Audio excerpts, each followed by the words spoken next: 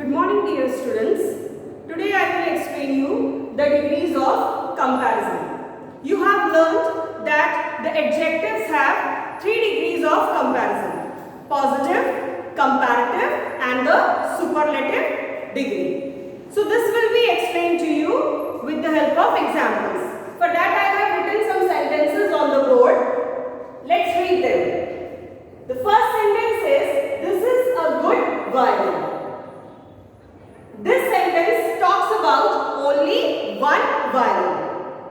And you can easily identify the adjective in the sentence by asking the question, what kind of violin? You will get the answer, good violin. A good violin. So good is the adjective. The adjective good is said to be in the positive degree because it tells us about only one violin. Therefore, the positive degree is used when no comparison is made. Look at the second one. My violin is better than yours. In this sentence talks about two violins, and these violins are being compared with each other.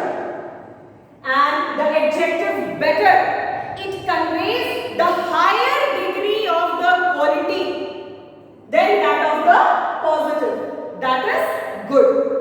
So the adjective better, it is said to be in the comparative degree. Therefore, the comparative degree is used to compare two people, two places or two things. Look at the last one. Bobby's violin is the best of all our violins. In this sentence tells us about more than two violins. And the adjective best, it tells us that among all the violins, Bobby's violin is the best. So the adjective best is said to be in the superlative degree. Therefore, the superlative degree is used to compare more than two people, persons or things, and it shows the highest degree of the quality. Our next topic is how we can form the comparative degree and the superlative degree. There are two ways of forming the comparative degree and the superlative degree. To form the comparative degree, we add er or more to the adjective, and to form the superlative degree, we add est or most to the adjective. If the adjective is a short word, when it has one or two syllables, then we add suffixes er or est to the adjective. For example, big, it's an adjective. To get the comparative degree, we add the suffix er to the adjective big, and it will become bigger, the word. And to get the superlative degree, we add the suffix est to the adjective, and we get the superlative degree of the adjective big, that is biggest. And if the adjective is a longer word, when it has more than two syllables, then we use more and most. More and most with the longer adjective. For example, beautiful. Beautiful is a longer adjective. It's a longer word. To get the comparative degree, we use more with the adjective, and to get the superlative degree, we use most with the adjective beautiful. So this is all about how we can form the comparative and the superlative degree. Our next topic is phrases as adjectives. Phrases as adjectives. An adjective phrase has an adjective that forms the main part of the adjective phrase, along with other words that may qualify it. For example, the soup is very hot. The soup very hot. So in this sentence, you can easily identify the adjective, that is hot.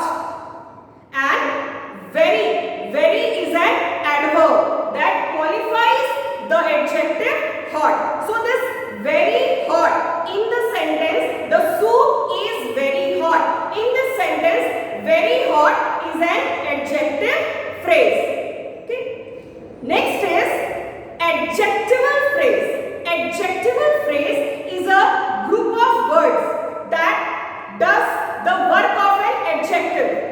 It does not contain an adjective word. An adjective as a word. It doesn't contain, it doesn't have an adjective. The entire phrase functions as an adjective. For example, the book on my desk is by Raja Rao. The sentence is, the book on my desk is by Raja Rao. So the adjectival phrase, it answers the questions like what kind, or which one, or which ones, like other adjectives. It answers the questions, or it answers the questions like what kind, or which one, or which ones. So to identify the adjectival phrase in the sentence, the book on my desk is by Raja Rao, you have to ask the question, which book? You will get the answer, the book on my desk. So the group of words on my desk, this is an adjectival phrase because it answers the question, which book? Okay. So this is all about adjectives. I have explained you what are adjectives, similes, phrases as adjectives, and degrees of comparison. So I hope you all have understood everything. Thank you very much.